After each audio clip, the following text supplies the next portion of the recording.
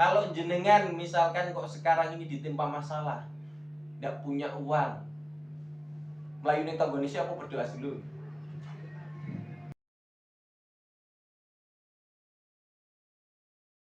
Jadi penolong kita.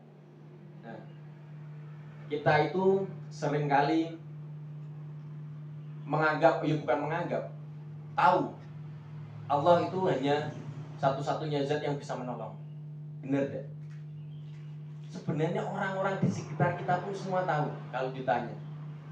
Tapi faktanya ketika menjalankan sebuah aktivitas, tidak usah jauh-jauh syukuran. Yang disyukurin apa? Dewi Lanjang. Atau sedekah laut, Dewi Sri. Ya, kok kenapa bisa seperti itu? Padahal mereka yakin yang memberi rezeki itu Allah. Tapi kalau dibilang itu syirik, musyrik, tidak mau mereka.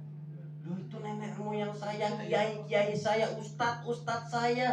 Kalau di situ berdoa pak, pakai ayat-ayat Allah, kalau di tengah laut ngelarung, gimana? Jenengan mau bilang apa? Bingung deh. Iya. Itulah zaman sekarang, Masya Allah ya. Ternyata ustadz itu juga bisa ikut-ikut yang seperti itu. Jadi akidahnya tercampur. Masyarakat jadi bingung mau patokan, ya ustadznya kamu ngono ngaten. Ya kan akhirnya disalahkan kembali lagi, ustadznya orang larang. Padahal seharusnya ketika kita paham bahwa Allah itu sebagai satu-satunya pelindung kita berlakunya seperti apa kira-kira? Memohonnya hanya pada Allah, bersyukurnya hanya pada Allah, bukan lewat perantara. Kalau jenengan misalkan kok sekarang ini ditimpa masalah, tidak punya uang, melayu ning tanggane apa berdoa dulu? Faktanya coba seperti apa kita? Kembalikan ke diri kita masing-masing. Mesti jenengan melayu ning tanggane apa nyelpon sedulure sih? Ya, ndak. Bener ndak? Bener ndak? Bener apa bener? Tapi kita tahu ndak? Kalau Allah yang memberikan rezeki, yang melindungi kita, yang memberikan segalanya kepada kita, apapun kebutuhan kita dicukupi. Tapi faktanya ketika kita butuh, yang dicari siapa? Manusia, orang, saudara yang bisa kita jadikan acuan pegangan.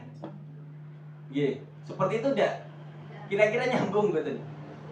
Iya, maksudnya tidak sinkron nih. Kita itu menjadikan Allah sebagai pelindung, tapi ketika kita menghadapi masalah, kita langsung ke manusia.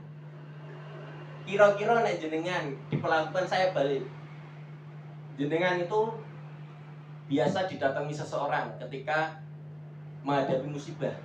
Orang ini nggak punya uang, pinjamnya ke jenengan 1 juta.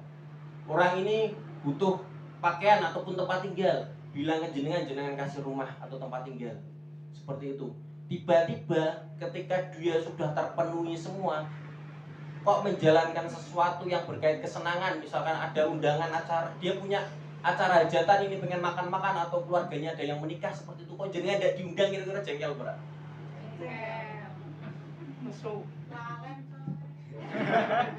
Kira-kira seperti itu. Jenengan marah enggak? Kalau jenengan tidak marah, jenengan orang yang luar biasa, maha sabar, maha pengasih. Karena tidak ada manusia yang seperti itu. Iya. Jenengan mungkin bisa bilang lupa, tapi kan mesti ceritain tanggo-tanggo, wah ini kurang ajar nih karena aku terus tahu pen tak kayak apa-apa, tak tulungi kabeh, tak kei, kok tiba-tiba ono syukuran nih kakek anak aku ora dudang belas jadi kandhani ora dijawel ora. Mesti marah gitu.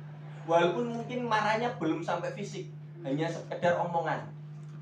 Nah kira-kira kalau Allah diperlakukan seperti itu, balik, wajar enggak kalau Allah marah? Itulah sejatinya Allah itu karena maha pengasihnya Allah. Kok tidak ditampakkan langsung jenengan dikasih musibah besar itu seperti itu sebenarnya. Cok sopo ngerti besok bertobat, itulah Allah. Sopo ngerti besok paginya, sorenya, sadar hambaku ini ternyata salah ketika ada sesuatu yang dibutuhkan, dia minta tolongnya bukan karena sama Allah. Para salaf itu dulu kalau sandalnya cedot, jalannya sama Allah. Kita kan dia langsung beli, ke pasar, wah sandal pedot gampang, penting ada duit ya, beli. Dulu enggak, berdoa dulu. Setelah berdoa baru berusaha, wah ini saya nyari sandal gimana ya, beli atau buat atau seperti apa. Nah itulah orang-orang terdahulu, makanya iman mereka lebih luar biasa. Kan beda dengan kita, ketika kita mengalami masalah, banyaknya lari ke manusia dulu, jarang sholat dulu. Ya bener gak? Ketika jenengan kok butuh kepepet, wah kurang duit gue sanggup mas. Ya orang dulu yang di pikiran kita mesti orang dulu. Ya Pak Nindi. Pak Karosompo nih. Pak bagaimana ini saya selanjutnya?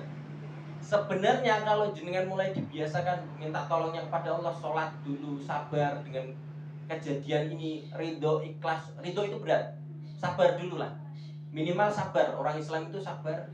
Kita kemudian setelah sabar dan sholat, kan hadisnya, ayatnya kan sudah jelas ya. Wasta'inu bis sabri was sholat. Sabar dulu, bukan sholat dulu ya. Sabar dulu ketika mengalami musibah, baru kita sholat. Artinya ketika jenengan itu kekurangan sesuatu, butuh sesuatu, sabar dulu, dirasakan dulu. Oh iya, ini bisa jadi karena maksiat saya, ini bisa jadi, atau kalau misalkan jenengan sudah taat, ya kita biasa jadi ini karena ujian Allah, pengen uji saya. Ya, kira-kira manusia kalau diuji apa seperti itu semua? Berlakunya tidak.